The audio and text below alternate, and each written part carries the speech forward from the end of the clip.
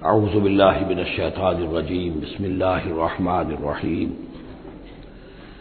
وَإِذْ تَأَذَّنَ رَبُّكَ لَيَبْعَثَنَّ عَلَيْهِمْ إِلَى يَوْمِ الْقِيَامَةِ مَنْ يَسُومُهُمْ سُوءَ الْعَذَابِ إِنَّ رَبَّكَ لَسَرِيعُ الْعِقَابِ وَإِنَّهُ لَغَفُورٌ رَحِيمٌ صدق اللہ العظیم۔ اس سے پہلے کہ ہم آگے بڑھیں، جو آخری مضمون آیا تھا، جو آیات ہم پڑھ چکے ہیں، ان کے ضمن میں ایک وضاحت ضروری ہے۔ یہ جو ہم نے ابھی دیکھا کہ اس بستی کے لوگ تین قسم کے تین حصوں میں منقسم ہو گئے تھے۔ ایک وہ لوگ جو گناہ میں بڑھے جا رہے تھے، ایک وہ کہ جو خود گناہ تو نہیں کر رہے تھے لیکن روک بھی نہیں رہے تھے، اور ایک وہ کہ جو گناہ سے خود بھی مجتنب تھے اور نہی عن المنکر کا فریضہ آخری وقت تک سر انجام دے رہے تھے۔ صراحت کے ساتھ یہاں جو فرمایا گیا کہ ہم نے بچایا کس کو؟ الذین ینہون عن السوء،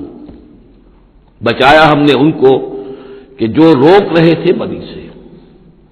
وَأَخَذْنَا الَّذِينَ ظَلَمُوا بِعَذَابٍ بَئِيسٍ، اور ہم نے پکڑ لیا ان لوگوں کو جو گناہ میں ملوث تھے ایک بہت ہی برے عذاب میں ان کے نافرمانی کی وجہ سے۔ اس سے بعض حضرات نے ایک نقطہ نکالنے کی کوشش کی ہے، اور وہ یہ ہے کہ ایک گروہ کے بارے میں صراحت کے ساتھ آ گیا کہ اس کو بچا لیا، وہ لوگ جو نہی عن المنکر کر رہے تھے۔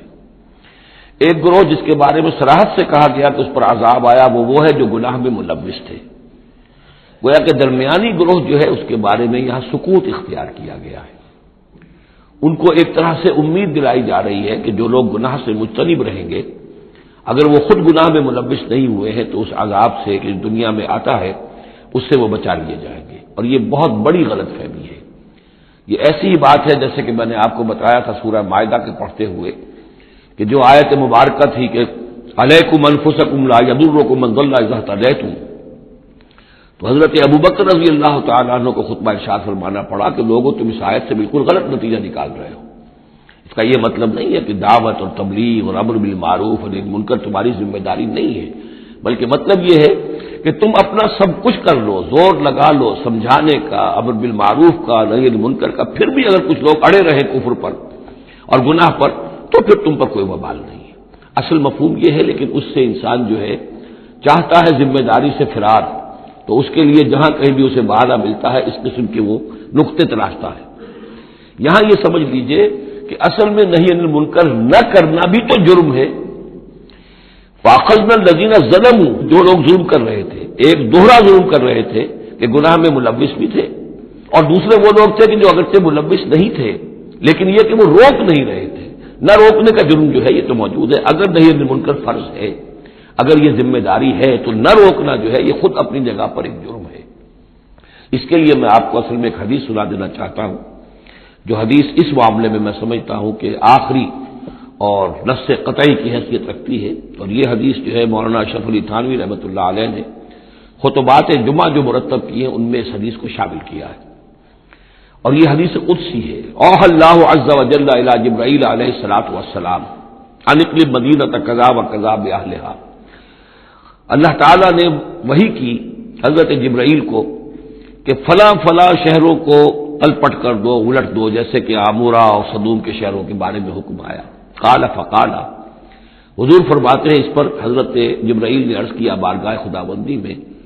رب یا رب ان فیھا عبدک فلانا لم یمسک طرفۃ عین، پروردگار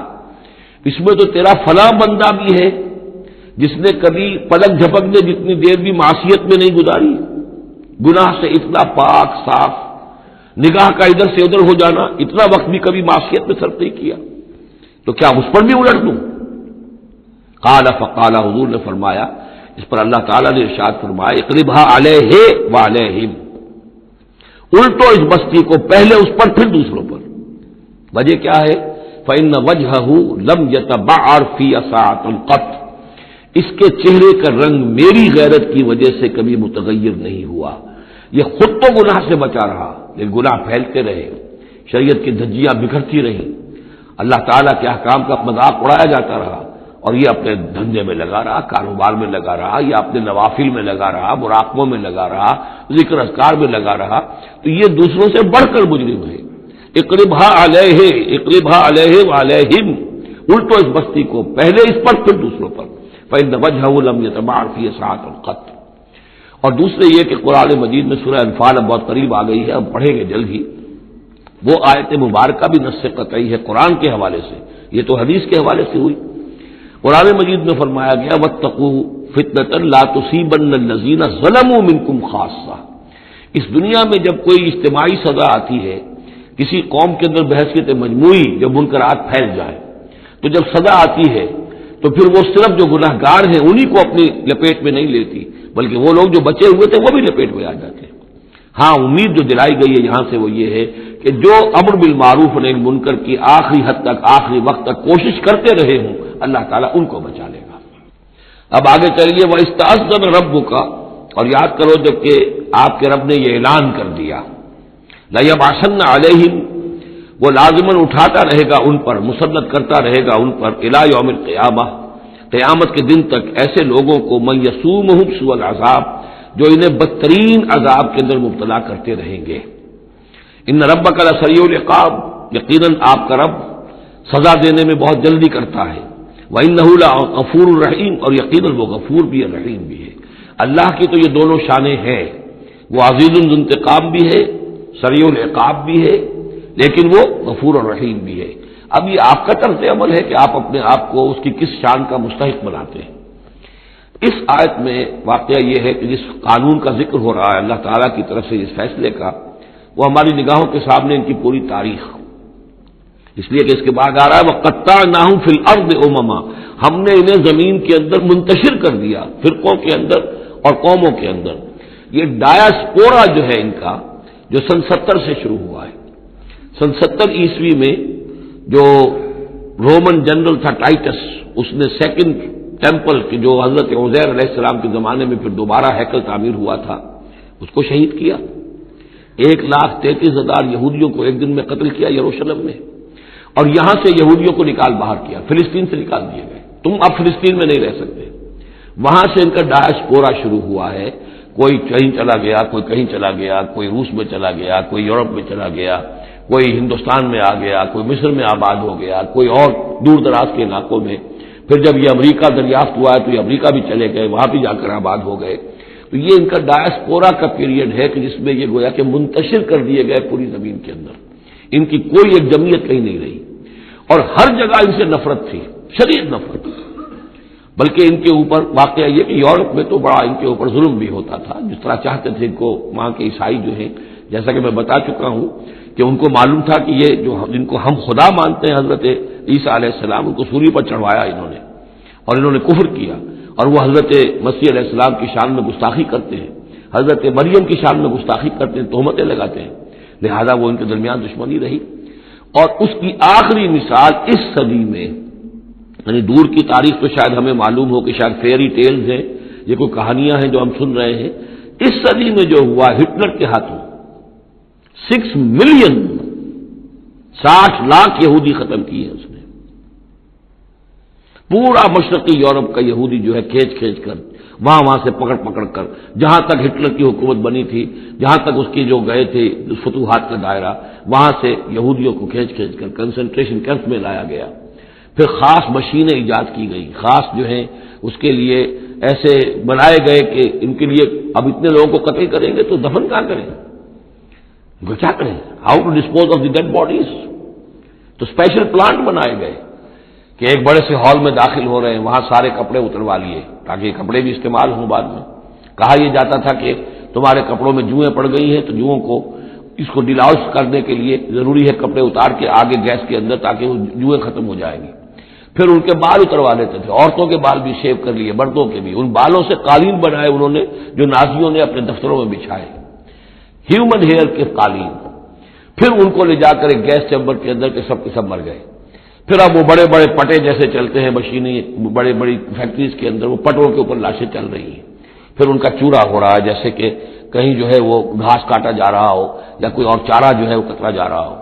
پھر کسی خاص قسم کے کیمیکلز کے اندر ان کو تحلیل کیا کہ آخر میں کیا نکل رہا ہے، نہ کسی گوشت کا پتہ، نہ خون کا پتہ، نہ ہڈی کا پتہ، کسی شے کا پتہ نہیں، ایک بدبودار سیاہ رنگ کا مائع باہر نکل رہا ہے، اور اسے وہ لے گئے اپنے کھیتوں میں اور اسے بنا لیا کھاد۔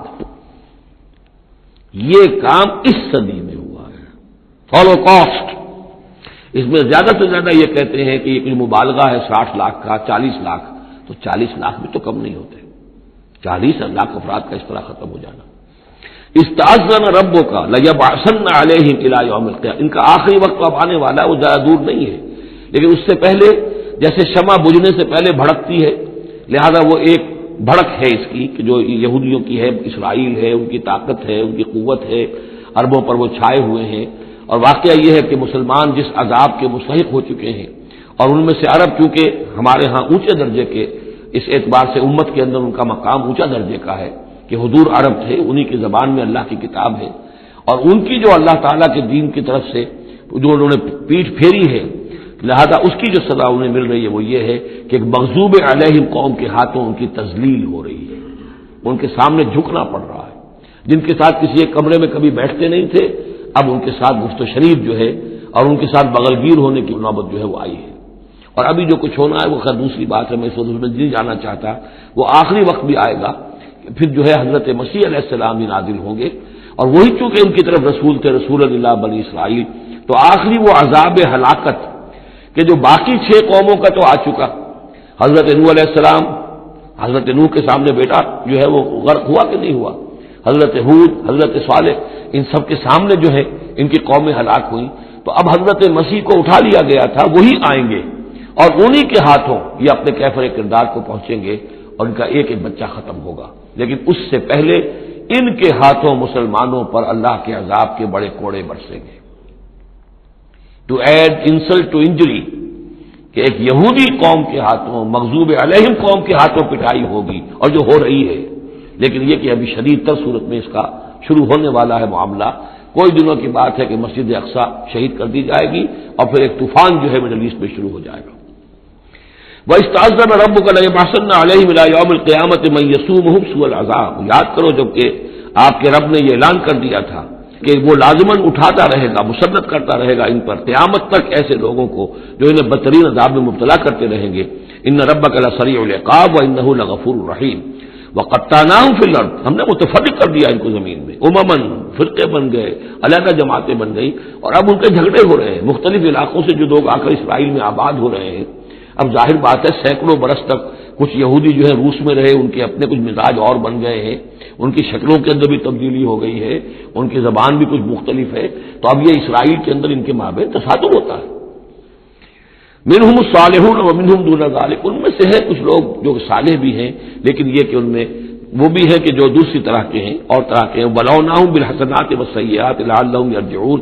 ہم انہیں بھلائی سے اور برائی سے آزمائش کرتے رہے شاید کہ یہ لوگ لوٹ آئیں. فخلف من بعدہم خلف، لیکن یہ کہ ان کے بعد ایسے ناخلف لوگ ان میں پیدا ہو گئے. ورثوا الکتاب، وہ کتاب کے وارث ہو گئے، وارث بنے، تورات کے وارث بنے. یاخذون عرض هذا الادنی، وہ اس دنیا جو ادنا زندگی ہے، دنیا کی ادنا زندگانی، اسی کے ساز و سامان کے پیچھے پڑے رہتے ہیں، حاصل کرتے ہیں حلال سے، حرام سے، جائز سے، ناجائز سے. وَيَقُولُونَ سَيُغْفَرُ لَنَا، اور کہتے ہیں ہمیں تو بخش دیا جائے گا، ابراہیم کی نسل سے ہیں، اسرائیل کی اولاد ہیں، we are the chosen people of the lord, سَيُغْفَرُ لَنَا، ہمیں بخش دیا جائے گا. وہیں یاتہم عرض مثلہ یاخذوہ، اگر ایسا ہی اور سامان بھی ان کو دیا جائے اور لے لیں گے، حرام سے یہ نہیں دیکھیں گے کہ حلال سے یا حرام سے. الم یؤخذ علیہم میثاق الکتاب، کیا ان سے کتاب کا عہد نہیں لیا گیا تھا؟ جب تورات دی گئی تھی تو عہد لیا گیا تھا اللہ یقول علی اللہ الا الحق، کہ نہیں منسوب کریں گے اللہ کی طرف کوئی بات مگر حق. ودرسوا ما فیہ، اور انہوں نے پڑھا اس کو جو کچھ کہ اس میں تھا. والدار الآخرۃ خیر للذین یتقون، اور یقیناً آخرت کا گھر، پچھلا گھر تو بہتر ہے انہی لوگوں کے لیے جنہوں نے تقوی کی روش اختیار کی. فلا تعقلون، تو کیا تم عقل سے کام نہیں لیتے؟ والذین یمسکون بالکتاب واقاموا الصلاۃ، اور رہے وہ لوگ کہ جو کتاب کو مضبوطی کے ساتھ جنہوں نے تھاما، تمسک کیا کتاب کے ساتھ، اور اقاموا الصلاۃ، نماز قائم کی. انا لا نضيع اجر المصلحین، ایسے مصلحین کا اجر ہم ضائع نہیں کریں گے. بات ہے کہ کوئی نہ کوئی لوگ تو ان کے اندر اچھے رہے، آخری وقت تک بھی رہے. وَإِذْ نَتَقْنَا الْجَبَلَ فَوْقَهُمْ، اور یاد کرو جب کہ ہم نے پہاڑ کو ان کے اوپر اٹھا دیا تھا. كَأَنَّهُ ذُلَّةٌ، ایسے ہو گیا تھا جیسے سائبان ہو. وَظَنُّوا أَنَّهُ وَاقِعٌ بِهِمْ، اور انہیں یقین ہو گیا تھا کہ ابھی ہم پر گرا کہ گرا. خُذُوا مَا آتَيْنَاكُمْ بِقُوَّةٍ، اور ہم نے اس وقت کہا تھا کہ تھامو اس کو مضبوطی کے ساتھ جو ہم نے تمہیں دیا ہے، اس کتاب کو مضبوطی سے تھامو. اس کو پوری قوت کے ساتھ اپنی اس کا تمسک کرو، وَاذْكُرُوا مَا فِيهِ لَعَلَّكُمْ تَتَّقُونَ، اور جو کچھ اس میں ہے اس کو یاد رکھو، مستحضر رکھو، تاکہ تم بچتے رہو اور تمہارے اندر تقویٰ کی روش پیدا ہو جائے۔ اب جو یہ بقیہ حصہ ہے 3 رکوع اس سورہ مبارکہ کے، اس میں بعض بڑے اہم مضامین آ رہے ہیں دین کے فلسفے کے اعتبار سے۔ وَإِذْ أَخَذَ رَبُّكَ مِن بَنِي آدَمَ مِن ظُهُورِهِمْ ذُرِّيَّتَهُمْ،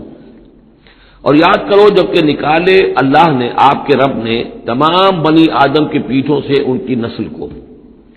اب یہ کہ یہ اصل میں تو معاملہ ہو رہا ہے عالم الارواح میں، جبکہ ابھی جسد پیدا ہی نہیں ہوئے تھے،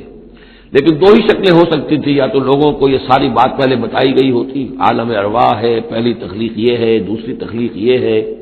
عالم ارواح میں یہ قول و قرار دیا گیا۔ عرب کے جو اولین مخاطب تھے حضور صلی اللہ علیہ وسلم کے اور قرآن کے، چونکہ ان کے لیے یہ چیزیں ان کی اس وقت کی استعداد کے اعتبار سے بھاری تھیں، قرآن مجید نے عام فہم الفاظ استعمال کیے۔ جب ہم نے نسل آدم کی تمام ان کی پیٹھوں سے ذریت کو نکال لیا، یعنی یہ کہ جتنے بھی انسان آنے والے تھے دنیا میں، ان سب کی ارواح جو ہیں وہ وہاں موجود تھیں۔ وَإِذْ أَخَذَ رَبُّكَ مِن بَنِي آدَمَ مِن ظُهُورِهِمْ ذُرِّيَّتَهُمْ وَأَشْهَدَهُمْ عَلَىٰ أَنفُسِهِمْ، اور ان کو گواہ بنایا اپنے اوپر، اچھی طرح سوچ سمجھ کر۔ اقرار جو ہوتا ہے جس کو ہم کہتے ہیں بقائمی ہوش و حواس، یہ اقرار کر رہا ہوں، تو پوری طرح ہوش و حواس میں سیلف کانشسنس، یہ میں آپ کو بتا چکا ہوں، ہمارے اندر جو سیلف کانشسنس ہے، خود شعوری، وہ ہے ہی ہماری روح کی بنیاد پر۔ حیوانات میں بھی شعور تو ہے، کانشسنس تو ہے، سیلف کانشسنس نہیں ہے، خود شعوری نہیں ہے، تو یہ خود شعوری کا منبع جو ہے در حقیقت وہ روح ہے۔ تو وہ ارواح موجود تھی، انہیں اپنی ذات کا شعور تھا۔ اشہدہم علی انفسہم، انہیں اپنی ذات کے اوپر خود گواہ بنا کر پھر سوال کیا، الستو بربکم، کیا میں تمہارا رب نہیں ہوں، تمہارا مالک، تمہارا آقا؟ قالوا بلا، وہ کہیں گے کیوں نہیں، شہیدنا، ہم اس پر اقرار کرتے ہیں، ہم گواہ ہیں۔ اب یہاں نوٹ کیجئے، جیسے کہ اس سے پہلے آیا تھا سورہ مائدہ میں کہ اہل کتاب تمہارے پاس ہمارا بشیر اور نذیر آ گیا، مبادا تم یہ کہو کہ ہمارے پاس کوئی بشیر اور نذیر نہیں آیا، وہ گویا کہ اتمام حجت تھی اہل کتاب پر۔ سورہ انعام میں آ چکا ہے کہ مبادا تم یہ کہو کہ کتابیں تو دی گئی تھی ہم سے پہلے 2 گروہوں کو، ہم تو جانتے نہیں تھے، عبرانی زبان کی کتاب نہیں پڑھتے تھے، وہ اتمام حجت تھا بنی اسماعیل پر کہ اب تمہارے اندر ہم نے اپنا ایک رسول بھیج دیا صلی اللہ علیہ وسلم، یہ کتاب آ گئی ہے، اب تم یہ نہیں کہہ سکتے کہ وہ تو ہم سے پہلے 2 گروہوں پر نازل کی گئی تھی، ہاں اگر ہم پر کہیں نازل کی گئی ہوتی تو ہم ان دونوں سے بڑھ کر بہت زیادہ جو ہے اس سے فائدہ اٹھاتے اور حق پر ہوتے۔ اب یہ جو گواہی ہے یہ آ رہی ہے پوری نوع انسانی، جس کے حوالے سے میں نے آپ کو بتایا تھا کہ وہ عہد کہ جو ہر روح انسانی اللہ کے ساتھ کر کے آئی ہے، کوئی نبی نہ آتا، کوئی کتاب نہ آتی، تب بھی یہ عہد بنیاد ہے مواخذہ اخروی کی، محاسبہ، accountability, the grand accountability of the day of judgment, اس کا بیسس جو ہے وہ یہ ہے، بنیادی بات یہ ہے، بنیادی حجت یہ ہے۔ نبوت سے، کتابوں سے، وحی سے، یہ تو اتمام حجت ہوا ہے، اضافی شے ہے۔ اللہ نے امتحان کو اور آسان کر دیا نوع انسانی کے لیے، لیکن بنیادی حجت جس کی بنا پر ہر انسان رسپانسبل ہے، اکاؤنٹیبل ہے، وہ یہ عہد ہے۔ ان تقولوا یوم القیامت انا کنا عن ھذا غافلین، مبادا تم کہو قیامت کے دن کہ ہم تو اس سے غافل تھے۔ او تقولوا انما اشرک آباؤنا من قبل، یا تم یہ کہو، یہ پلی لے لو کہ ہمارے آباء و اجداد تھے، انہوں نے شرک کیا تھا، وَكُنَّا ذُرِّيَّةً مِّن بَعْدِهِمْ، ہم ان کے بعد ان کی نسل میں سے تھے، ہم ان کے راستے پر چلتے رہے، لہذا اصل جرم تو ان کا ہے، ہمارا نہیں۔ أَفَتُهْلِكُنَا بِمَا فَعَلَ الْمُبْطِلُونَ، تو کیا پروردگار تو ہمیں ہلاک کرے گا ان لوگوں کے فعل کی وجہ سے کہ جنہوں نے یہ باطل ایجاد کیا تھا؟ ایجاد تو انہوں نے کیا تھا، ہم تو موجد نہیں ہے، ہم تو ان کے مقلد تھے، متبع تھے۔ وَكَذَلِكَ نُفَصِّلُ الْآيَاتِ وَلَعَلَّهُمْ يَرْجِعُونَ، اور اسی طریقے سے ہم اپنی آیات کو تفصیل سے بیان کر دیتے ہیں تاکہ وہ لوٹیں، شاید کہ وہ لوٹیں، سوچیں، غور کریں، رجوع کریں۔ اب ایک واقعہ آ رہا ہے ایک شخصیت کا، اور اس کی تمثیل کے پیرائے میں، ویسے تو یہ واقعہ ہے، یہ صرف کوئی تشبیہ نہیں ہے، لیکن یہ کہ اس کو تمثیلاً لائے ہیں۔ افراد اور اقوام کا کوئی معاملہ ایسا بھی ہوتا ہے کہ کسی قوم کو یا کسی فرد کو اللہ نے کوئی بہت اونچا مقام دیا ہو، بہت اس پر اکرام فرمایا ہو، بہت انعام کیا ہو، لیکن پھر یہ کہ وہ اپنی کسی ایک ہی خباثت کی وجہ سے اور کسی ایک بڑی غلطی جو ہے گراوٹ کی وجہ سے وہ اپنی تمام ان فضیلتوں سے محروم ہو جائے اور بالکل شیطان کا چیلا بن کر رہ جائے۔ وَاتْلُ عَلَيْهِمْ نَبَأَ الَّذِي آتَيْنَاهُ آيَاتِنَا، یہ بلعام بن باورہ، اس کی تفصیل جو ہے تورات میں ہے یہ ایک اسرائیلی تھا، بہت نیک، عابد، زاہد، عالم، تورات کا بہت بڑا عالم، عابد اور زاہد، اور لوگ جو ہے اس کی بہت عزت کرتے تھے، احترام کرتے تھے، اور یہ اللہ میں سے تھا۔ وَاتْلُ عَلَيْهِمْ نَبَأَ الَّذِي آتَيْنَاهُ آيَاتِنَا، نبا ہے اس لیے یہ واقعہ ہے، یہ صرف مثال نہیں ہے۔ ان کو سنائیے خبر اس شخص کی جس کو ہم نے اپنی آیات عطا کی تھی۔ اس سے میں یہ مفہوم لیتا ہوں کہ صاحب کرامت بزرگ تھا، یعنی جو آیات جو ہے یہاں پر خاص طور پر کرامت کے لیے آ رہا ہے۔ فَانْسَلَخَ مِنْهَا، وہ اس میں سے نکل بھاگا، فَأَتْبَعَهُ الشَّيْطَانُ، تو شیطان اس کے پیچھے لگ گیا۔ یہاں بھی ایک نقطہ بہت اہم ہے، پہلے انسان خود غلطی کرتا ہے، شیطان مجبور نہیں کر سکتا کسی کو غلطی پر۔ ان عبادی لیس لک علیہم سلطان، کوئی اختیار کسی بندے پر شیطان کو حاصل نہیں ہے، غلطی خود کرے گا، اب شیطان جو ہے اس کا پیچھا کرے گا، اور اب اس کو، جس کو ہم کہتے ہیں ہمارے پنجاب میں یہ کہا جاتا ہے برے کو گھر تک پہنچا کے رہنا، کہ اب یہ کہ اسے کہیں راستے میں چھوڑے گا نہیں، بلکہ برائی کی آخری منزل تک پہنچائے گا۔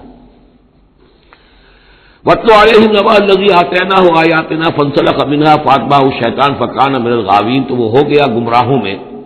وَلَوْ شِئْنَا لَرَفَعْنَاهُ بِهَا، ہم چاہتے تو اسے ان آیات اور جو بھی اس کے پاس علم تھا اس کے ذریعے سے ہم اسے اور بلند کرتے اور اونچا مقام دیتے، وَلَكِنَّهُ أَخْلَدَ إِلَى الْأَرْضِ، مگر وہ تو زمین کی طرف دھستا چلا گیا۔ یہ زمین کی طرف دھسنا کیا ہے؟ ایک ہمارا جسد ہے، یہ حیوانی جسد، یہ زمین سے آیا ہے، منہا خلقناکم، اور اس کے تقاضے ہیں۔ ایک وہ روح ہے جو عہد کر کے آئی ہے الستو بربکم، ان کے درمیان کشاکش ہے۔ روح چاہتی ہے اوپر اٹھنا، کل شیء یرجع الی اصلہ، ہر شے اپنی بنیاد اور اپنی جڑ کی طرف، اپنے منبع اور سرچشمے کی طرف لوٹنا چاہتی ہے، لہذا روح اوپر اٹھنا چاہتی ہے، وہ اوپر سے آئی ہے۔ یہ جسم جو ہے، یہ ہمارا حیوانی جسد، یہ زمین سے آیا ہے، اس کی ساری توجہات زمین کی طرف ہیں، یہیں کا مال و متاع ہو، یہیں سے اس کی خوراک آ رہی ہے، یہیں سے اس کی تقویت کا سامان آ رہا ہے، ساری چیزیں یہ۔ اب یہ جو کشاکش ہے، انسان کی روح وہ اللہ کی طرف جانا چاہتی ہے، اور یہ جسم جو ہے یہ دنیاوی لذتوں میں، عیش میں، دنیا کے اندر جو ہے حلال سے حرام سے جو بھی حاصل کیا جا سکے، بابر بعیش کوش، یہ عالم دوبارہ نیست۔ اب اگر کوئی شخص فیصلہ کر لیتا ہے زمین کی طرف بیٹھنے کا، تو گویا کہ اب اس نے اپنے آپ کو اللہ تعالی کی توفیق سے وہ محروم کر لیا۔ فانسلخ منہا، اب روح سسکتی رہے گی، احتجاج کرتی رہے گی، سسکتی رہے گی، ایک وقت میں آ کر شاید وہ مر جائے، اس پر موت وارد ہو جائے، اور وہ زندہ ہونے کی شکل میں بھی وہ در حقیقت ایک مقبرہ بن جائے یا تعزیہ بن جائے کہ روح اس کے اندر دفن ہو چکی ہے۔ تو نظر آ رہا چلتا پھرتا انسان، حقیقت میں وہ انسان تو مر چکا، اندر روح جو ہے وہ دفن ہو چکی، اب جو چل رہا ہے وہ حیوان انسان چل رہا ہے، وہ انسان جو تھا وہ تو مر چکا۔ تو یہ ہے وَلَكِنَّهُ أَخْلَدَ إِلَى الْأَرْضِ، زمینی خواہشات، زمینی آرزوئیں، یہ نچلے درجے کی صفری قسم کی خواہشات، صفری آرزوئیں اور امنگیں، وَاتَّبَعَ هَوَاهُ، اور اس نے پیروی کی اپنی خواہشات کی، فَمَثَلُهُ كَمَثَلِ الْكَلْبِ، تو اس کی مثال کتے کی سی ہے، إِن تَحْمِلْ عَلَيْهِ يَلْهَثْ أَوْ تَتْرُكْهُ يَلْهَثْ، وہ ہر وقت ہی ہانپتا رہتا ہے، کوئی اس کے اوپر بوجھ رکھیے تب بھی ہانپے گا، اور ویسے بھی وہ اس کی زبان باہر نکلی ہوتی ہے، ہانپتا رہتا ہے۔ اسی طرح کا معاملہ ہے کہ اللہ نے تو اس کو اپنی نعمتیں عطا کی، لیکن وہ بدبخت ان کی قدر کرنے کی بجائے اس کتے کے مانند ہانپنے لگا اور زمین ہی کی طرف، اور کتا آپ نے دیکھا ہوگا چلتا ہوا سونگتا جاتا ہے زمین کو، ہر وقت سونگے گا زمین کو۔ ذالک مثل القوم الذین کذبوا بآیاتنا، یہی مثال ہے اس قوم کی بھی جنہوں نے ہماری آیات کو جھٹلایا۔ اور یہاں پھر نوٹ کیجئے کہ پاکستانی قوم اس کی سب سے بڑی مثال ہے۔ پاکستان کا بن جانا معجزہ تھا، کسی حساب کتاب میں آنے والی شے نہیں۔ پھر پاکستان کا قائم رہ جانا معجزہ تھا، انگریزوں کو بھی اور ہندوؤں کو بھی یقین تھا کہ پاکستان قائم نہیں رہ سکتا، وائبل نہیں ہے، ختم ہو جائے، لیکن یہ کہ پاکستان قائم رہا۔ سن 65 میں اس کا بچ جانا معجزہ تھا، اتنی یقینی بات تھی کہ BBC ٹیلی ویژن کے اوپر دکھا دیا گیا فال آف لاہور، لاہور جو ہے وہ بھارتی فوج داخل ہو چکی ہے، قبضہ کر چکی ہے، اتنی یقینی بات تھی۔ شام کو جم خانہ میں شراب پینے کا پکا پروگرام تھا، لیکن خوف طاری کر دیا اللہ تعالیٰ نے ان کے دلوں پر، شاید ہمارا کوئی گھیراؤ کیا جا رہا ہے، کوئی ریزسٹنس نہیں ہے، کیا ہوا ہے؟ یہاں ہم غافل پڑے ہوئے تھے، ریزسٹنس کیا ہوتی، لیکن بجائے اس کے کہ وہ یہ سمجھتے کہ یہ غافل ہیں اور ریزسٹنس اس لیے نہیں ہو رہی، ان کے دلوں میں سألقی فی قلوب الذین کفروا الرعب، میں ان کافروں کے دلوں میں رعب ڈال دوں گا، وہ رعب پڑ گیا، پاکستان بچ گیا۔ تو یہ ساری چیزیں معجزے پر معجزے ہیں، لیکن یہ سب اس لیے تھا کہ ہم اس ملک کو ہم نے حاصل کیا تھا اسلام کے نام پر، اسے تجربہ گاہ بنائیں گے، اسے ایک نمونہ بنا دیں گے پوری دنیا کے لیے، پوری دنیا دیکھے گی کہ اسلام کیا ہے، اسلام کا عادلانہ نظام کیا ہے۔ قائد اعظم نے کہا تھا ہم اس لیے پاکستان چاہتے ہیں کہ ہم عہد حاضر میں اسلام کے اصول حریت و اخوت و مساوات کا نمونہ دنیا کے سامنے پیش کریں، وہ کہاں ہے؟ فانسلخ منھا، ان تمام آیات سے ہم نکل بھاگے ہیں، شیطان کی پیروی کی ہے، اور جو حال ہوا ہے 2 لخت ہو چکے ہیں، اور ابھی کیا حال ہوگا، جو نئی صورتحال جو ہے اس ملک کے اندر اب کھدبد ہونے لگی ہے، پکنے لگی ہے، اس کی صورتحال کیا بنے گی واللہ اعلم۔ ذالک مثل القوم الذین کذبوا بآیاتنا، یہی مثال اس قوم کی بھی ہے جس نے ہماری آیات کو جھٹلایا۔ فاقصص القصص لعلہم یتفکرون، تو اے نبی آپ یہ چیزیں سنا دیجئے، شاید یہ تفکر کریں، شاید کہ یہ غور کریں، آپ یہ باتیں ہماری سنا دیجئے۔ سا مثل القوم الذین کذبوا بآیاتنا، بری ہے مثال اس قوم کی جنہوں نے ہماری آیات کو جھٹلایا، وانفسہم کانوا یظلمون، اور وہ خود اپنی جانوں کے اوپر ظلم ڈھاتے رہے۔ من یہد اللہ فہو المہتدی، جسے اللہ ہدایت دیتا ہے وہی ہدایت یافتہ ہوتا ہے، ومن یضلل فاولئک هم الخاسرون، اور جس کی گمراہی کے اوپر اللہ تعالیٰ کی طرف سے مہر قائم ہو جائے تو وہ تو تباہ ہونے والے ہی ہیں۔ وَلَقَدْ ذَرَأْنَا لِجَهَنَّمَ كَثِيرًا مِنَ الْجِنِّ، اب یہ تیسری بات آ گئی حکمت قرآنی کی۔ دیکھیے پہلے وہ عہد الست جو عالم ارواح میں ہم نے کیا تھا، اچھا اس عہد الست کے حوالے سے ہم پر یہ بات واضح ہو گئی، ایک ہمارا روحانی وجود ہے اور ایک ہمارا حیوانی وجود ہے۔ اگر ہماری توجہ اور ساری دلچسپی حیوانی وجود پر ہوگی تو ہم ظاہر بات ہے کہ پھر اس بلعام بن باورا کی مثال بن جائیں گے، انفرادی سطح پر بھی اور قومی اور اجتماعی سطح پر بھی۔ اب تیسری بات آ رہی ہے کہ انسانوں میں سے کثیر انسان وہ ہیں جو نظر آتے ہیں انسان، حقیقت میں انسان نہیں ہے، حیوانوں کی سطح پر ہے۔ وَلَقَدْ ذَرَأْنَا لِجَهَنَّمَ كَثِيرًا مِنَ الْجِنِّ وَالْإِنسِ، ہم نے جہنم کے لیے پیدا کیے ہیں بہت سے جن اور انس۔ لَهُمْ قُلُوبٌ لَا يَفْقَهُونَ بِهَا، ان کے دل تو ہیں لیکن ان سے غور نہیں کرتے، تفکر نہیں کرتے۔ وَلَهُمْ أَعْيُنٌ لَا يُبْصِرُونَ بِهَا، ان کی آنکھیں ہیں ان سے دیکھتے نہیں۔ وَلَهُمْ آذَانٌ لَا يَسْمَعُونَ بِهَا، ان کے کان ہیں لیکن ان سے سنتے نہیں۔ اولئک کالانعام، یہ چوپایوں کے مانند ہیں، بل ہم اضل، بلکہ ان سے بھی گئے گزرے ہیں۔ اولئک هم الغافلون، یہی لوگ ہیں کہ جو غافل ہیں۔ یعنی یہ کہ جب انسان ہدایت سے منہ موڑتا ہے اور جب ہٹ دھرمی پر اتر آتا ہے اور جب اللہ تعالیٰ دلوں پر مہر کر دیتا ہے اور ان کی سماعت پر کانوں پر مہر لگا دیتا ہے، ان کی آنکھوں پر پردے ڈال، اب یہ کیا رہ گئے؟ اب یہ انسان نہیں رہے، ان کے دل تو ہے تفقع سے خالی ہے، مہر لگ چکی ہے۔ آنکھیں تو ہے حیوانوں کا سا دیکھنا دیکھ رہی ہیں،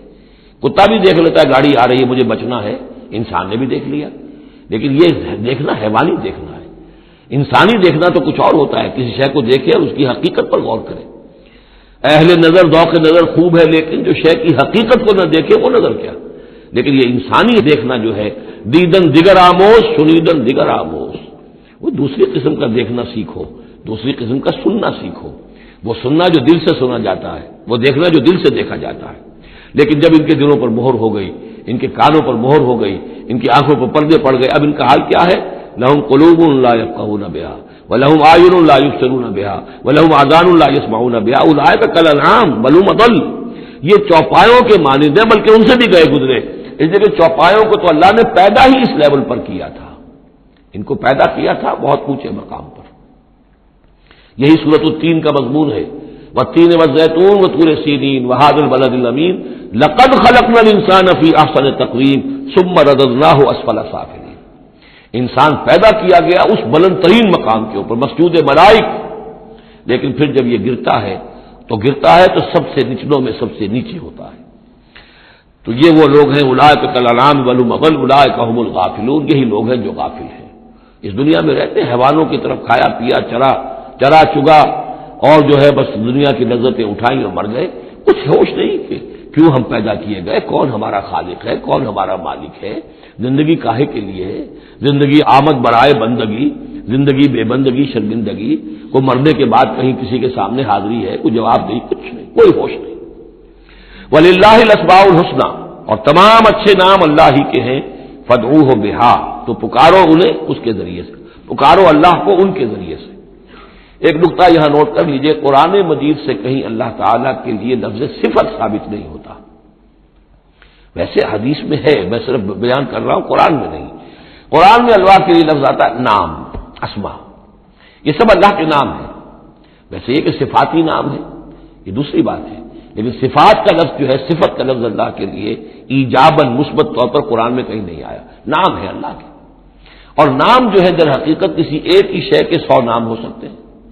تلوار کے 5000 نام ہیں، تلوار تو ایک ہی شے ہے نا، لیکن اس کے مختلف اوصاف کے اعتبار سے بہت سے نام اس کے عرب رکھ لیتے تھے۔ تو اللہ تعالیٰ کے نام ہیں، ان ناموں میں سے کچھ قرآن میں بھی آئے ہیں، کچھ ایک حدیث ہے حضرت ابو ہریرہ سے رضی اللہ تعالیٰ عنہ، جس میں کہ حضور نے 99 نام گنوائے ہیں کہ اللہ کے یہ 99 نام ہیں، اور ان کے ذریعے سے تو اللہ سے دعا کی جائے تو اس کے ناموں کے حوالے سے، اللہ تعالیٰ کے ناموں کے، فادعوہ بہا، اللہ تعالیٰ کو پکارا کرو اس کے ناموں کے حوالے سے، یا ستار ہو، یا غفار ہو، یا کریم ہو، یا علیم ہو، یہ اس طریقے سے اللہ تعالیٰ کے جو نام ہیں، تو یا اللہ ہو، ظاہر بات ہے کہ اللہ جو ہے وہ بھی اللہ کا سب سے بڑا نام، سب سے اہم نام ہے، اس حوالے سے اس کو پکارو، دعا کرو اس کے ناموں کے حوالے سے۔ وَذَرُوا الَّذِينَ يُلْحِدُونَ فِي أَسْمَائِهِ، اور چھوڑ دو، دفع کرو ان لوگوں کو کہ جو اس کے ناموں میں کجی نکالتے ہیں۔ لحد کہتے ہیں ٹیڑھ کو، یہ قبر جو ہوتی ہے ایک سیدھی ہوتی ہے، اور ایک ہوتی ہے لحد والی جس میں کہ بغلی قبر، اس میں وہ ٹیڑھا راستہ بنتا ہے جس میں کہ اتارا جاتا ہے قبر کو۔ تو اسماء الہی میں لحد الحاد جو ہے تو یہ ہے کہ ان کا غلط استعمال کیا جائے، انہی ناموں کے حوالے سے ان کے مراقبے کر کے ان کے اندر تاثیرات ہیں، اس میں کوئی شک نہیں، لیکن ان کے غلط استعمالات جو ہیں وہ درست نہیں ہیں۔ اللہ تعالیٰ کے ذکر کے لیے، اللہ سے خود اپنی دعا کے لیے ان کو ذریعہ بنایا جائے، لیکن ان کو لوگوں کے لیے نقصان پہنچانے کا ذریعہ بنانا یہ گویا کہ الحاد ہو جائے گا، غلط استعمال۔ اور دوسرا یہ کہ بعض اللہ تعالیٰ کے نام جو ہے وہ جوڑوں کی شکل میں ہیں، ان میں ایک ہی کے حوالے سے پکارنا وہ بھی الحاد ہو جائے گا۔ المعز المذل، یہ اب جوڑا ہے، وہی عزت دینے والا ہے، وہی ذلت دینے والا ہے، لیکن اگر آپ نے یا مذلو یا مذلو یا مذلو کہنا شروع کر دیا تو یہ الحاد ہو جائے گا۔ اے ذلیل کرنے والے، اے ذلیل کرنے والے، اے ذلیل کرنے والے، یہاں دونوں لفظ آنے چاہیے، یا معز ہو یا مذل ہو، اے وہ کہ جو عزت دینے والا ہے اور اے وہ کہ جو ذلیل کرتا ہے۔ یہ دونوں نام جو ہے الرافع والخافض، ایک وہ ہے کہ جو اٹھانے والا ہے، اونچا کرنے والا ہے اور نیچے گرانے والا ہے، وہ الخافض بھی ہے، الرافع بھی ہے، المعز بھی ہے، المذل بھی ہے، المحیی بھی ہے، الممیت بھی ہے، زندہ رکھنے والا بھی ہے، موت وارد کرنے والا بھی ہے۔ تو یہ جو جوڑوں کے نام ہیں ان کو ساتھ ساتھ ہی ہمیشہ رکھنا چاہیے۔ وَذَرُوا الَّذِينَ يُلْحِدُونَ فِي أَسْمَائِهِ سَيُجْزَوْنَ مَا كَانُوا يَعْمَلُونَ، القریب وہ بدلہ پائیں گے اپنے اعمال کا۔ وَمِمَّنْ خَلَقْنَا أُمَّةٌ يَهْدُونَ بِالْحَقِّ وَبِهِ يَعْدِلُونَ، اور جو انسان ہم نے پیدا کیے ہیں ان میں یقیناً ہر دور میں کچھ لوگ رہے ہیں، ایسی جماعتیں رہی ہیں، اور جیسے کہ حضور نے ضمانت دی ہے کہ میری امت میں ایک طبقہ، ایک جماعت، ایک گروہ ضرور، لا تزال فی امتی طائفۃ قائمین علی الحق، حق پر قائم رہے گی۔ تو فرمایا وہ یہدون بالحق، جو حق کی ہدایت بھی دیتے رہیں گے، اور بہی یعدلون، اور حق ہی کے ساتھ عدل بھی کرتے رہیں گے۔ والذین کذبوا بآیاتنا سنستدرجهم من حیث لا یعلمون، باقی رہے وہ لوگ کہ جو ہماری آیات کی تکذیب کرتے ہیں تو ہم رفتہ رفتہ سہج سہج ان کو لے آئیں گے وہاں سے جہاں انہیں پتہ بھی نہیں ہوگا۔ استدراج اسے کہتے ہیں کہ ایک شخص کفر کے راستے میں بڑھتا جا رہا ہے، لیکن اس کی کامیابیاں دنیا میں بڑھتی جا رہی ہیں، وہ اور بڑھ رہا ہے اور بڑھ رہا ہے، وہ سمجھ رہا ہے اللہ کا فضل ہو رہا ہے مجھ پر، حالانکہ اصل میں اللہ تعالیٰ نے اس کی رسی دراز کی ہے تاکہ اور گناہ جو اس نے کمانے ہیں وہ کما لے۔ اس کو استدراج کہتے ہیں، اور یہ بہت بڑا فتنہ ہے۔ بسا اوقات ایک انسان غلط راستے پر چل رہا ہے، لیکن وہ اس استدراج کی وجہ سے یہ سمجھ بیٹھتا میں صحیح راستے پر ہوں، تبھی تو اللہ کی رحمت آ رہی ہے، تبھی تو مجھے کامیابی مل رہی ہے، قدم قدم پر جو ہے کامیابی میری قدم بوسی کر رہی ہے۔ نہیں، یہ استدراج ہے۔ والذین کذبوا بآیاتنا سنستدرجهم من حیث لا یعلمون، ہم آہستہ آہستہ انہیں پکڑ لیں گے جہاں سے انہیں پتہ بھی نہیں ہوگا۔ واملی لهم، آپ ان کو ڈھیل دیں گے، ان کیدی متین، میری چال بہت مضبوط ہے۔ جب وہ مچھلی جو ہے کانٹا اس کی حلق میں اب پھنس چکا ہے، اب اس کی ڈور جو ہے آپ ڈھیل کرتے رہیے، کوئی حل نہیں، ان قیدی متین، کہیں جانے والی نہیں ہے۔ اولم یتفکروا، کیا یہ لوگ تفکر نہیں کرتے، غور و فکر نہیں کرتے؟ ما بصاحبہم من جنہ، ان کے جو ساتھی ہیں یعنی محمد صلی اللہ علیہ وسلم، انہیں کوئی جنون نہیں ہے، کوئی جن ان پر نہیں آ گیا ہے۔ یہ بھی وہی انداز ہے سرچنگ کوسچن، ذرا غور کرو، کبھی تم نے سوچا ہے، کہہ تو دیتے ہو تم، کبھی سوچا ہے یہ محمد صلی اللہ علیہ وسلم جو تمہاری نگاہوں کے سامنے ہے، ان کی سیرت، ان کا کردار، ان کی شخصیت، ان کی طہارت، ان کی صفائی، نظافت، یہ چیزیں ایسی ہیں کہ جن کے بارے میں کوئی شخص یہ کہہ سکے کہ ان پر کوئی جن آ گیا ہے یا ان کا کوئی دماغی توازن ٹھیک نہیں رہا۔ ما بصاحبہم من جنہ، کوئی ان کو جنون نہیں ہے، کوئی جن ان کے اوپر نہیں آ گیا، ان ہوا الا نذیر مبین، نہیں ہے یہ مگر ایک واضح طور پر خبردار کر دینے والے۔ اولم ينظروا فی ملکوت السماوات والارض وما خلق اللہ من شیء، اور کیا یہ لوگ غور و فکر نہیں کرتے آسمانوں اور زمین کی سلطنت میں اور جو اللہ تعالیٰ نے چیزیں بنائی ہیں، وان عسى ان يكون قد اقترب اجلهم، اور کیا انہیں یہ گمان نہیں ہے ہو سکتا ہے کہ ان کی مہلت ختم ہوا چاہتی ہو، ان کی اجل، لکل امت اجل، ہر قوم کے لیے ایک اجل معین ہے، تو تم کیسے نچنت ہو گئے ہو سکتا ہے کہ تمہاری وہ اجل اب قریب آ چکی ہو۔ ان یکون قد اقترب اجلهم فبأي حدیث بعدہ یؤمنون، تو اب اس کے بعد اور کس شے پر، کس بات پر یہ ایمان لائیں گے؟ من یضلل اللہ فلا ہادی لہ، جس کو اللہ گمراہ کر دے گا یا جس کی گمراہی پر اللہ کی طرف سے مہر تصدیق ثبت ہو جائے گی، اب اسے کوئی ہدایت دینے والا نہیں۔ وَيَذَرُهُمْ فِي طُغْيَانِهِمْ يَعْمَهُونَ، اور وہ چھوڑ دے گا ان کو ان کی سرکشی میں اندھے ہو کر آگے بڑھتے ہوئے۔ یسألونک عن الساعۃ ایان مرساھا، اے نبی آپ سے پوچھتے ہیں یہ قیامت کب آئے گی، آپ ہمیں بہت ڈراتے رہتے ہیں قیامت قیامت قیامت کب آئے گی، کب لنگر انداز ہوگی؟ قل انما علمها عند ربی، کہہ دیجئے اس کا علم تو میرے رب کے پاس ہے۔ لا یجلیھا لوقتھا الا ھو، نہیں روشن کرے گا اسے اس کے وقت پر مگر خود وہ، اس کا وقت سوائے اللہ کے کسی کے علم میں نہیں، کسی فرشتے کے علم میں نہیں ہے، کسی کے علم میں نہیں ہے، وہی ہے لا یجلیھا لوقتھا، اپنے اس وقت معین کے اوپر خود ہی اسے روشن کرے گا۔ ثقلت فی السماوات والارض، ویسے وہ آسمانوں اور زمین ہی کے اندر اٹھی ہوئی ہے، حمل اسی کے اندر ہے اس کا، یعنی یوں سمجھیے کہ ہر شے کے اندر جو تخلیق کی گئی ہے اس کی فنا بھی اسی شے میں موجود ہے، ہر تخلیق جو ہے اس کی ایک اجل مسمى ہے، تو گویا کہ اس کی موت اس کے ساتھ ہی ہے، ہم اپنی موت اپنے ساتھ لیے پھر رہے ہیں۔ اسی طرح یہ کائنات جو ہے جس کی تخلیق کی گئی ہے، یہ گویا کہ وہ جو جیسے کسی کا حمل ہوتا ہے عورت کا، وہ حمل لیے پھر رہی ہو، اسی طریقے سے یہ کائنات اپنی اس قیامت کو اٹھائے پھر رہی ہے۔ ثقلت فی السماوات والارض لا تأتیکم الا بغتۃ، لیکن نہیں آئے گی تم پر مگر اچانک۔ یسألونک کأنک حفی عنہا، اے نبی آپ سے تو اس طرح پوچھتے ہیں گویا کہ آپ اس کی کھوج میں لگے ہوئے ہیں، آپ کو یہی فکر دامنگیر ہے قیامت کب آئے گی، حالانکہ آپ کا اس سے کوئی سروکار نہیں، یہ ہمارا معاملہ ہے۔ قل انما علمها عند اللہ، کہہ دیجئے اس کا علم تو صرف اللہ کے پاس ہے، ولکن اکثر الناس لا يعلمون، لیکن اکثر لوگ علم نہیں رکھتے۔ قل لا املک لنفسی نفعا ولا ضرا، کہہ دیجئے مجھے کوئی اختیار نہیں ہے خود اپنی جان کے بارے میں بھی، نہ کسی نفع کا اور نہ ضرر کا، الا ما شاء اللہ، سوائے اس کے کہ جو اللہ چاہے۔ ولو كنت اعلم الغیب لاستكثرت من الخير، اور اگر مجھے علم غیب حاصل ہوتا تو میں تو بہت سا خیر جمع کر لیتا، میرے پاس علم غیب نہیں ہے، یہ جیسا کہ ہم پہلے پڑھ چکے سورہ نام میں۔ کہہ دیجئے میں نہ تم سے یہ کہتا ہوں کہ میں فرشتہ ہوں، نہ میں یہ کہتا ہوں کہ میرے پاس علم غیب ہے، نہ میں یہ کہتا ہوں کہ میرے پاس اللہ کے خزانے جو ہیں وہ میرے قبضہ قدرت میں ہیں، کچھ بھی نہیں۔ ولو كنت اعلم الغیب، اگر غیب کا علم میرے پاس ہوتا لاستكثرت من الخير، تو میں نے بہت سا خیر جمع کر لیا ہوتا۔ وما مسنی السوء، اور مجھے کوئی تکلیف آتی ہی نہ، ان انا الا نذیر وبشیر لقوم یؤمنون، نہیں ہوں میں کچھ بھی مگر یہ کہ بشیر اور نذیر ہوں، خبردار کرنے والا، بشارت دینے والا، لقوم یؤمنون، ان لوگوں کے لیے کہ جو ایمان والے ہوں۔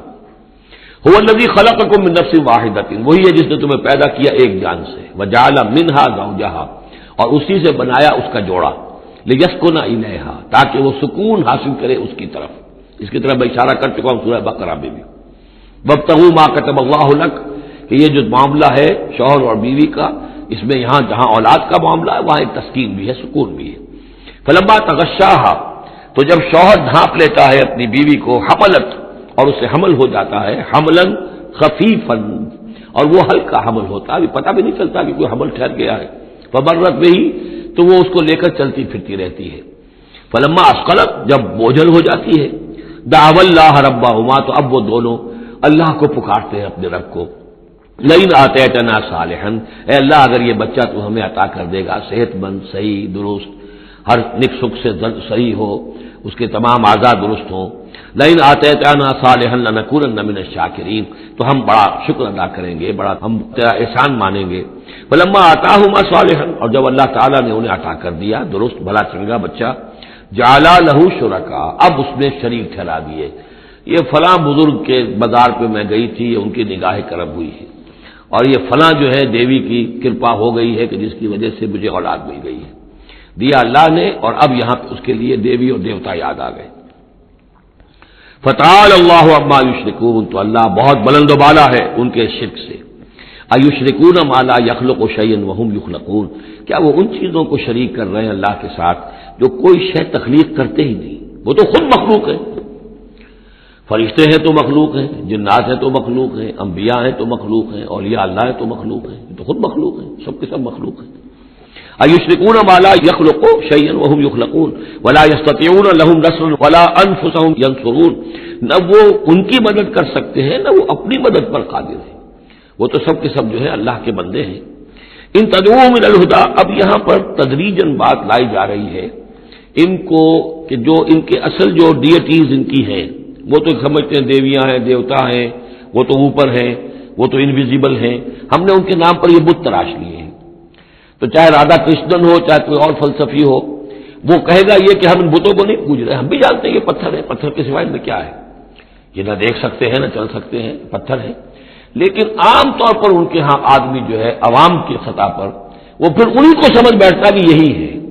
اور چوبتا ہے، چاٹتا ہے، جو بھی کرتا ہے، ان کا دھون پیتا ہے، ان کے سامنے ڈنڈوت کرتا ہے، ان کے سامنے جو ہے حلوے مانڈے پیش کرتا ہے.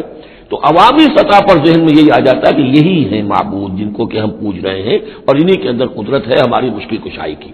اب ادھر رخ آ رہا ہے. ان تدعوهم الى الهدى، اگر تم پکارو انہیں ہدایت کے لیے کہ تمہیں راستہ دکھا دیں، لا يتبعوكم، وہ تمہاری طرف توجہ ہی نہیں کر سکیں گے. سواء علیکم ادعوتموهم ام انتم صامتون، برابر ہے تم پر کہ تم انہیں پکارو یا خاموش رہو. ان الذین تدعون من دون اللہ عباد امثالکم، ہاں جنہیں تم پکار رہے ہو، جنہیں دیوتا اور دیوی بنا لیا ہے، فرشتے ہیں یا اولیاء اللہ ہے، وہ بھی تمہاری طرح کے بندے ہیں.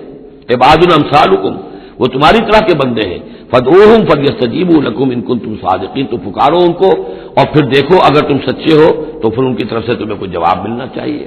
کوئی وحی آنی چاہیے. لیکن یہ کہ ہم نے تو انہیں تمہاری اس بلکہ آئے گا قرآن مجید میں آگے چل کر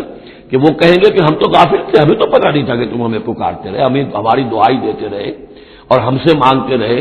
یا شیخ عبد القادر جیلانی شیئا للہ، ہمیں کیا پتہ تم نے یہ ہمارے ساتھ حماقتیں کی ہیں، ہمیں تو کوئی معلوم نہیں. تو وہ تو کہیں گے غافل ہیں ہم. اب یہاں بتوں کی طرف اشارہ ہو رہا ہے. ام لہم ارجل یمشون بہا، کیا ان کے پاؤں ہیں، تم نے بنا تو دیے پاؤں، کیا چلتے بھی ہیں ان سے؟ ام لہم ایدین یبطشون بہا، ہاتھ بھی تم نے بنا دیے ان کے، لیکن کیا یہ اس سے پکڑ بھی سکتے ہیں؟ ام لہم اعین یبصرون بہا، کیا ان کی آنکھیں ہیں جن سے یہ دیکھتے ہوں؟ ام لہم آذان یسمعون بہا، یا ان کے جو کان ہیں ان سے یہ سنتے ہیں؟ قل ادعوا شرکاءکم، اے نبی اب کہہ دیجئے، اب یہ قول فیصل ہے جیسے حضرت ابراہیم سے کہلوا دیا گیا تھا، انی بریء مما تشرکون، اور تم جو بھی کچھ تمہارے یہ معبود ہیں جو میرا بگاڑنا چاہیں بگاڑ لیں، مجھے کوئی خوف نہیں. قل ادعوا شرکاءکم، اے نبی ان سے کہہ دیے پکار لو اپنے سارے شریکوں کو، ثم کیدون، اور پھر میرے خلاف جو چالیں چل سکتے ہو چل لو، جو بھی اقدام کر سکتے ہو کر لو. فلا تنظرون، مجھے کوئی مہلت نہ دو، میں تم سے کوئی درخواست نہیں کرتا کہ میرے ساتھ نرمی کرو، مجھے مہلت دو، جو بگاڑ سکتے ہو بگاڑ لو اپنے سارے معبودوں کو پکار کر.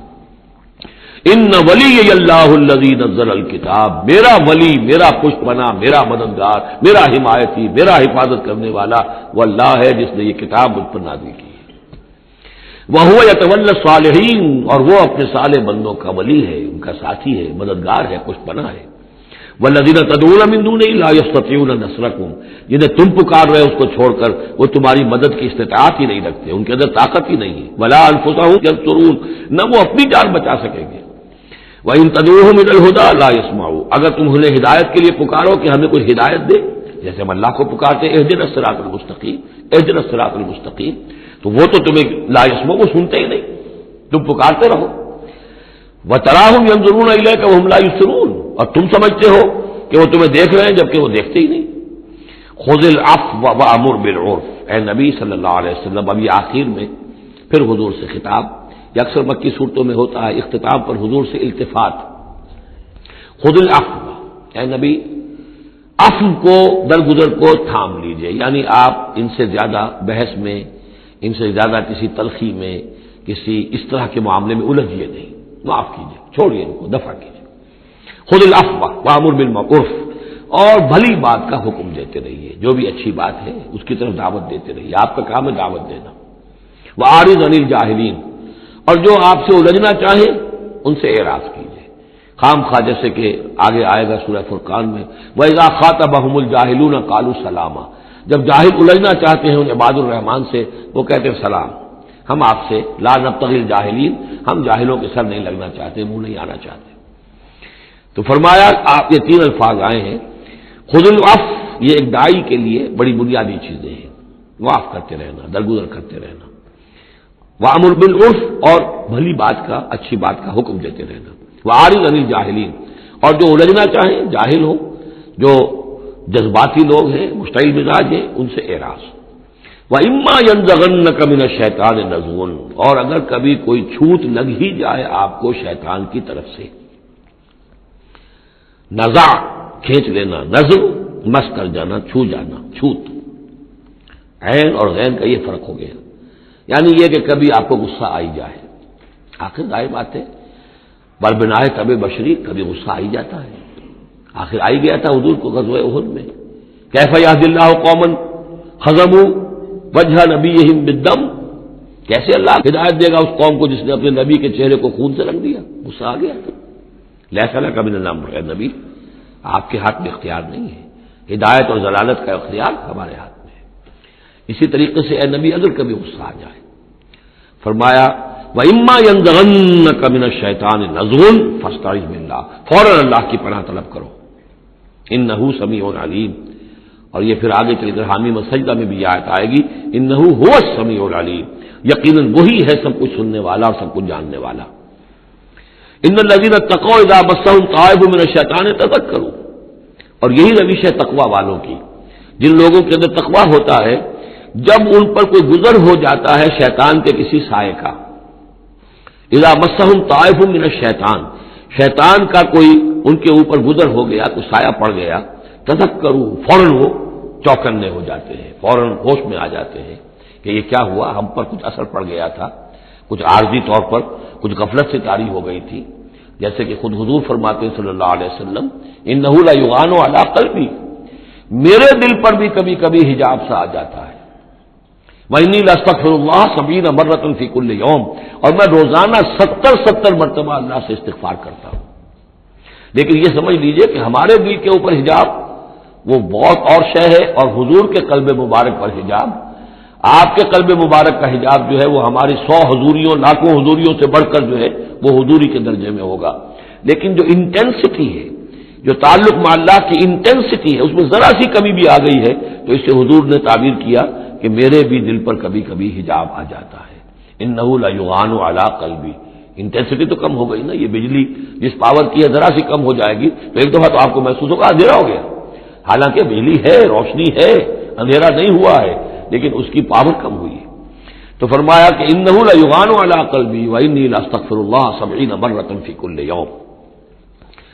ان الذین اتقوا اذا مسهم طائف من الشیطان تذکروا، تو فوراً وہ چوکنے ہو جاتے ہیں، یاد کرتے ہیں، فاذا هم مبصرون، اور ان کی آنکھیں کھل جاتی ہیں، انہیں حقائق نظر آنے لگتے ہیں، وقتی سا جو سایہ پڑ گیا تھا اس سے وہ فوراً نکل آتے ہیں۔ واخوانهم یمدونهم، باقی جو شیطانوں کے بھائی ہیں انہیں شیطان گھسیٹ کر لے جاتے ہیں، فی الغی، وہ اس کجی کے اندر وہ گھسیٹتے ہوئے دور تک پہنچاتے ہیں، جیسے بلعم بن باورہ کو پہنچایا کہ اسے آخری حد تک پہنچا کر دم لیا۔ تو شیطانوں کا جو ولی ہوگا پھر شیطان کا تو اس کے اوپر زور چلے گا، لیکن جو اللہ کے بندے ہیں ان پر تو شیطان کا اختیار ہے ہی نہیں، وہ تو یہ کہ جیسے ہی ذرا سا ان کے اوپر کوئی اثر پڑا بھی، کوئی سایہ سا آیا بھی تو فوراً چونک گئے اور اللہ کی طرف متوجہ ہو گئے۔ ثم لا یقصرون، پھر وہ کمی نہیں کرتے، اسے آخری منزل جو ہے گمراہی کی وہاں تک پہنچا کر رہتے ہیں۔ وَإِذَا لَمْ تَأْتِهِمْ بِآیَةٍ، اب دیکھیے یہ عمود ان دونوں صورتوں کا، خاص طور پر انعام کا، آیت لاؤ، نشانی لاؤ، معجزہ دکھاؤ، نبوت منوانا چاہتے ہو، رسالت منوانا چاہتے ہو تو دکھاؤ معجزہ، حصی معجزہ، جیسے موسیٰ کو ملے، جیسے عیسیٰ کو ملے، وغیرہ وغیرہ۔ اب اس کو سم اپ کر رہے ہیں، وَإِذَا لَمْ تَأْتِهِمْ بِآيَةٍ، اے نبی جب آپ ان کے پاس کوئی معجزہ نہیں لائے، قالوا، انہوں نے کہا لولا اجتبیتھا، کیوں نہیں کوئی چن کر لے آتے، کہیں سے چھانٹ کر لے آتے، تو تمہارا دعویٰ یہ ہے تم اللہ کے رسول ہو، محبوب ہو، تو کیا وجہ ہے، کیوں رہ گئے، کس وجہ سے؟ لولا اجتبیتھا، کہیں سے کوئی چھانٹی کر کے، کہیں سے کوشش کر کے لے آتے۔ قل انما اتبع ما یوحی الی، اس زمن میں ایک واقعہ میں نے پڑھا تھا، یہ تفسیر کبیر میں، امام راضی کی تفسیر میں، کہ حضور کے ایک پھپھی زاد بھائی تھے،